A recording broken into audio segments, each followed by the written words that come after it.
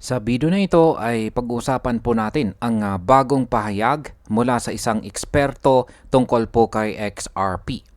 Ayon po kay Ginong Vandel Algera, siya po ang co-founder ng Black Swan Capitalist, maaaring ito na raw ang uling pagkakataon para makabili ng XRP sa murang halaga bago ito muling magbigay ng malakas na rally. Ang kanyang sinabi ay nagdulot po ng usapan sa mga traders kung handa na ba talaga si XRP para sa panibagong bullish cycle. Kaya ayan po ang siyang ating pag-uusapan sa video na ito.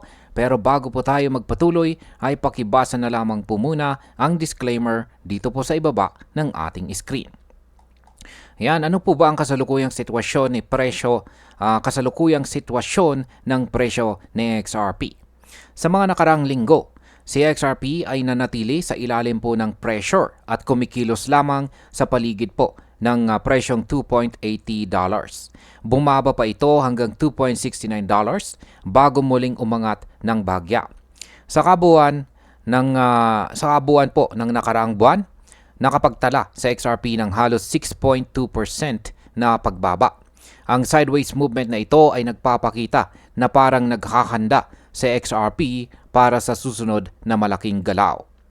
Kaya sa market impact, kapag nagpatuloy po ang pagkukonsolidate ng XRP sa support zones, posibleng makakita po tayo ng biglaang pagbili mula sa mga malalaking investors na magtutulak sa kanyang presyo pataas. Ngayon ay paano naman po nakaapekto ang galaw ni Bitcoin sa presyo ni XRP?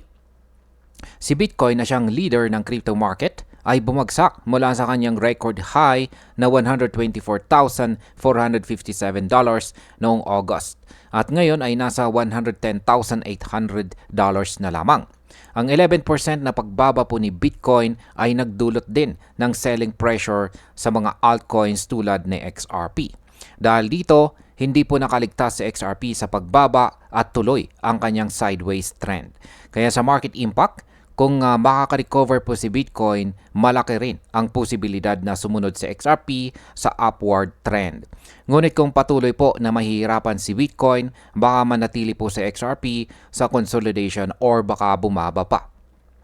Ngayon ay ano naman ang sinasabi ng mga analyst tungkol sa future ni XRP? Ilang analyst ang naniniwala na bullish na po muli sa XRP.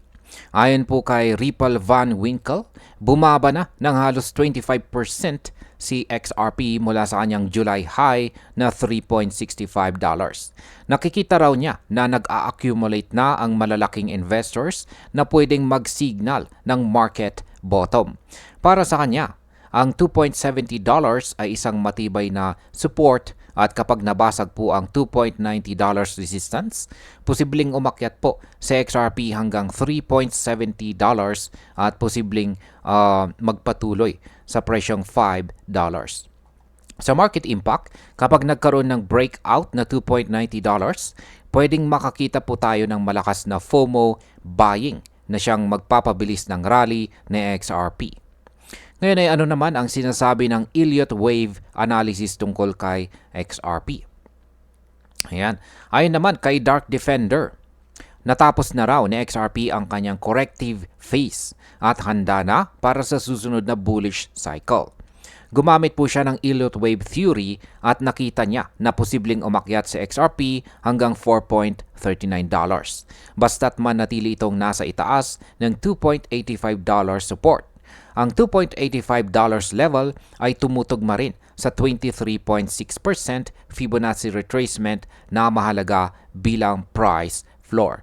Kaya sa market impact, kung magpatuloy po ang support sa $2.85, mas lalakas po ang kumpiyansa ng mga traders at investors na pumasok sa market at magpapataas ng demand kay XRP. Ngayon ay pag-usapan naman po natin ang long-term outlook para kay XRP. Iba pang analyst tulad po ni Egrag ay nakakita naman ng mas malawak na lakas kay XRP. Para sa kanya, tatlong bagay ang mahalaga. Una ay ang resilience ng monthly chart. Pangalawa ay ang stability po sa ibabaw ng $1.99 Fibonacci level.